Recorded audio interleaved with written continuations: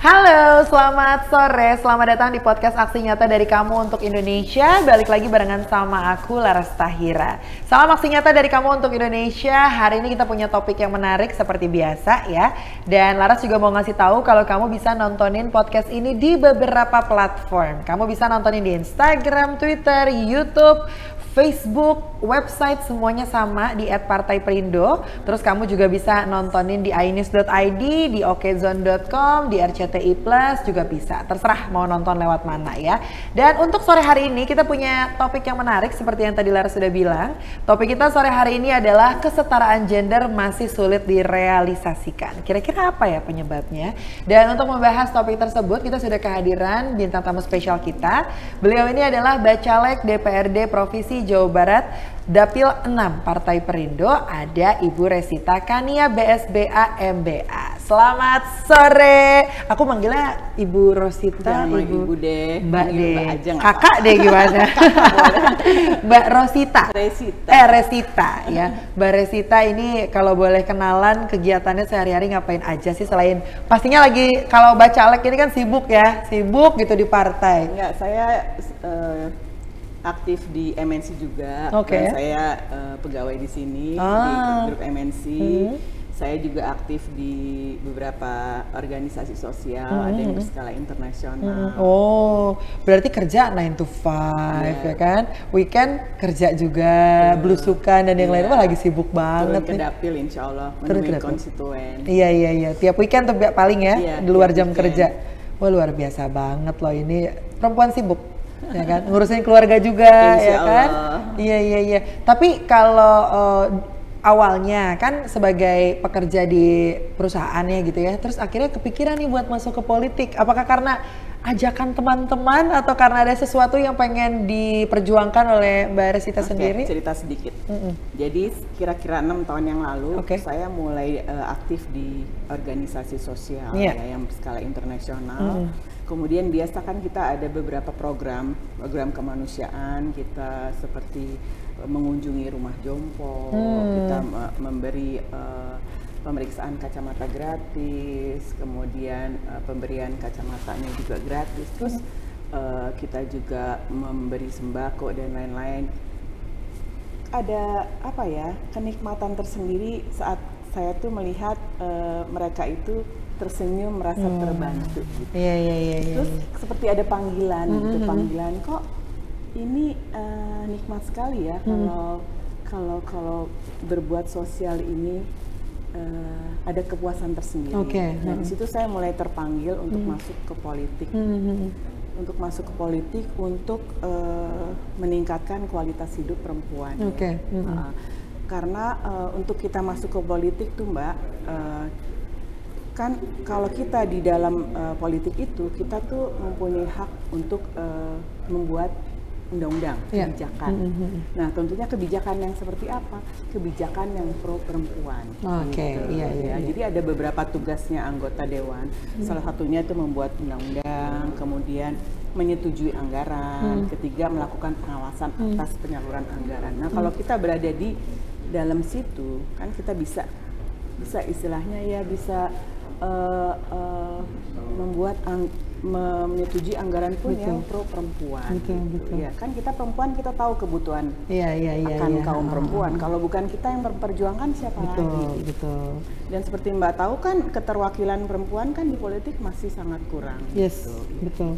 Iya.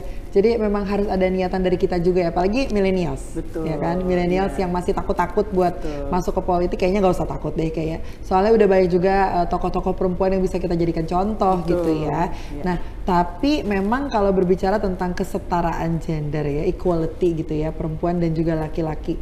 Karena sekarang masih banyak juga yang cewek-cewek masih takut gitu ya, masih takut gitu kayaknya. Nggak pede dan underestimate.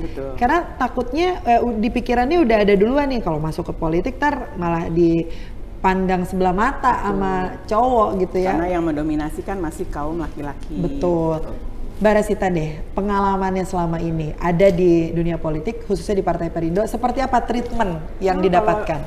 Kalau di Partai Perindo itu kan partai yang inklusif, ya membuka peluang untuk setiap kalangan. Jadi tidak membedakan antara perempuan dan laki. Makanya itu alasannya saya masuk ke Partai Perindo. Gitu. Dan ternyata ketika masuk pun nyaman-nyaman aja ya? Nyaman-nyaman aja gitu. Jadi tidak ada perbedaan antara perempuan dan laki-laki gitu. Iya. Tapi kan sebetulnya kita bicara mungkin di luar Partai Perindo ya, masih belum terrealisasikan juga nih kesetaraan gender sebetulnya ya. Kalau kita lihat buktinya masih banyak juga tuh kasus-kasus untuk perempuan gitu ya, dilecehkan.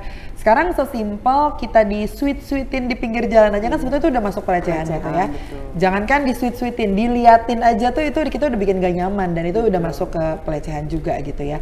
Kira-kira penyebabnya karena apa ya kalau menurut Mbak Resita sendiri? Karena kalau menurut saya tuh dulu tuh sebelum ada undang-undang tentang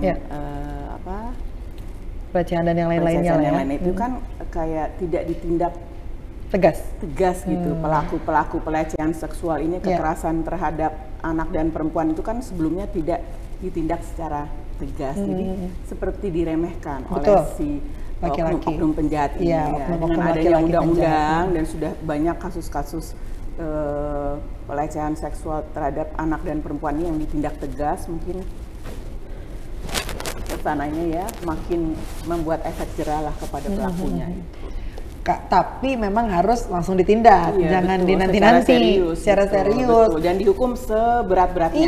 Maksudnya supaya ada efek jerah tadi. Betul, undang-undang udah ada nih, tapi kalau nggak direalisasikan, ya percuma ada undang-undang, ngapain gitu loh. Dan apalagi kalau kejadiannya di pinggir jalan, di out of nowhere gitu yang nggak ada bantuan dan gitu. Mereka tuh banyak yang takut lapor. Itu permasalahannya. Nah, kita kan di Perindo ini juga ada organisasi saya perempuan yang disebut RPA. Itu relawan perempuan dan anak.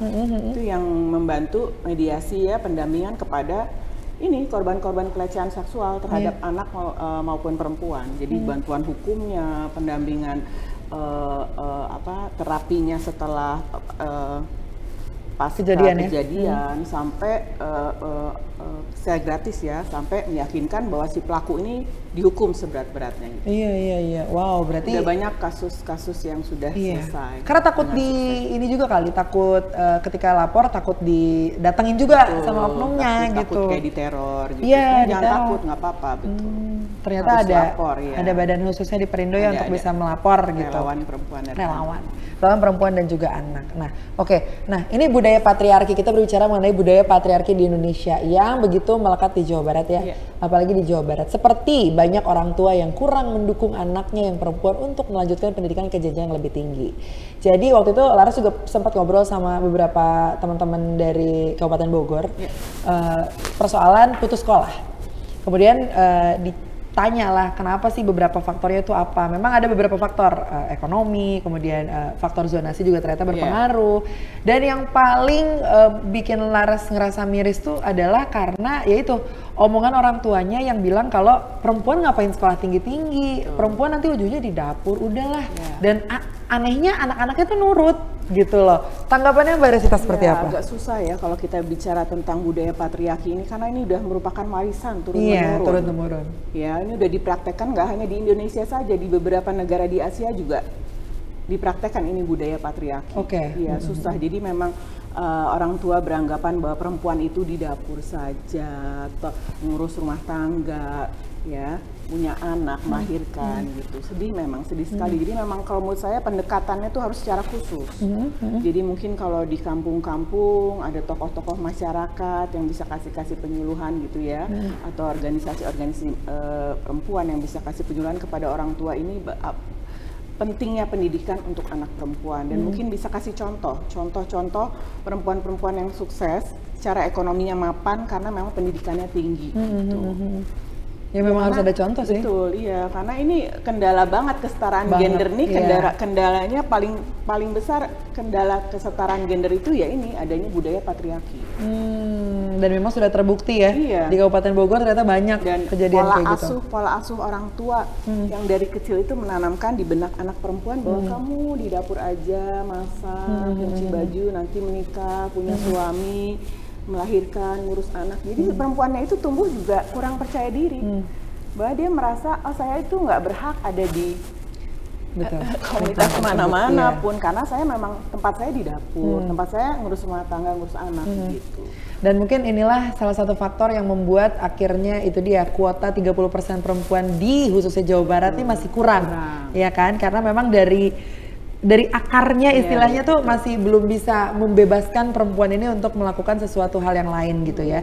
Tapi menurut Mbak Resita sendiri, mungkin ada hal yang bisa dilakukan lagi gitu ya, selain tadi mungkin ada pendampingan khusus, pemberian contoh, terutama penyuluhan, bantuan finansial untuk misalnya pemberian beasiswa. Kan ini kan pasti terbentur masalah ekonomi juga. Kalau orang tua memilih anak lakinya untuk melanjutkan pendidikan ke jenjang yang lebih tinggi kan karena pasti terbentur masalah ekonomi. Kalau enggak kan nggak ada masalah, bisa untuk dua-duanya, laki dan perempuan.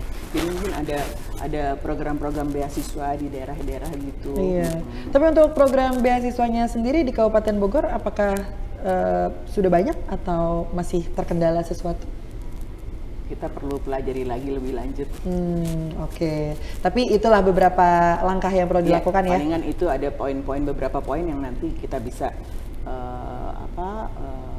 perbuat setelah jadi anggota dewan. Hal-hal penting jadi kesetaraan gender, kemudian pemberdayaan perempuan juga tentunya ya. Pemberdayaan perempuan itu dalam bidang pendidikan tadi, ekonomi, politik, sosial dan kesehatan.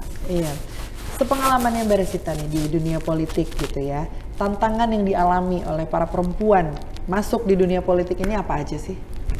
Tantangannya sebetulnya kalau perempuan tuh kan kebanyakan caleg-caleg perempuan itu sebetulnya kan untuk memenuhi kuota, kuota partai. Jadi mereka tuh nggak berperan aktif gitu, terjun ke konstituen, cari suara sebanyak-banyak supaya jadi anggota legislatif. Padahal jadi anggota legislatif kan bisa enak sebenarnya membuat kebijakan-kebijakan yang pro perempuan gitu.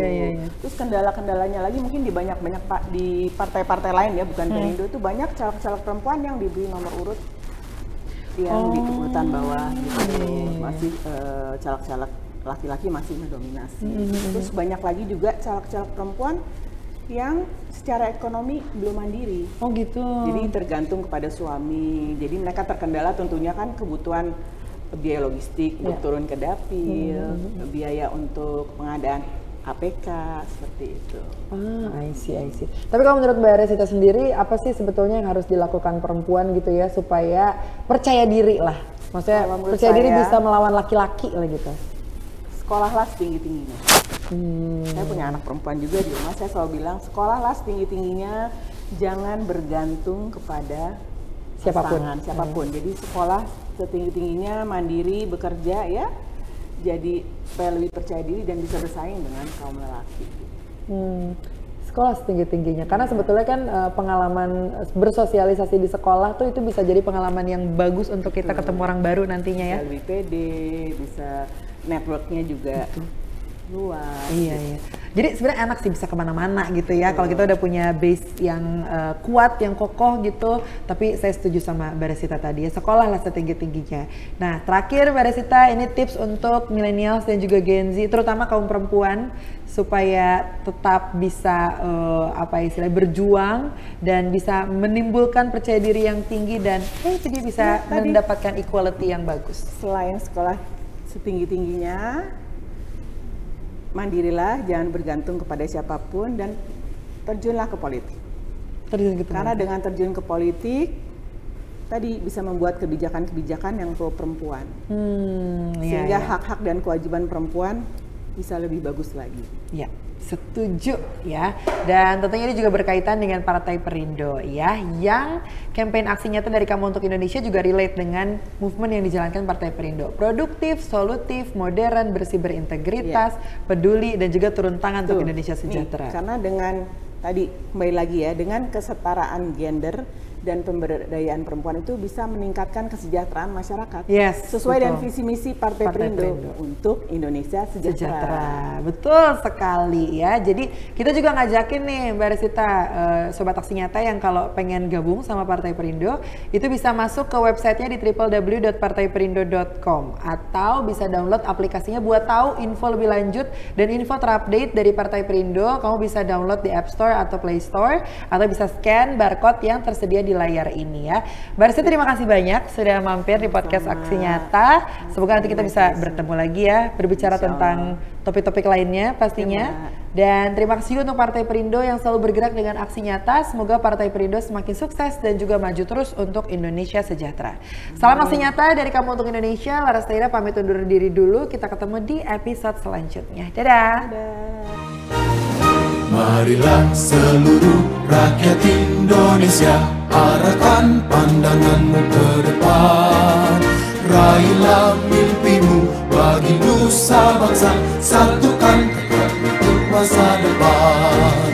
Pantang menyerah, itulah pedomanmu. Hentaskan kemiskinan cita-citamu, rintangan tak menggentarkan dirimu. Indonesia maju, sejahtera tujuanmu, nyalakan api semangat perjuangan. Dengunkan gema, nyatakan persatuan oleh Perindo.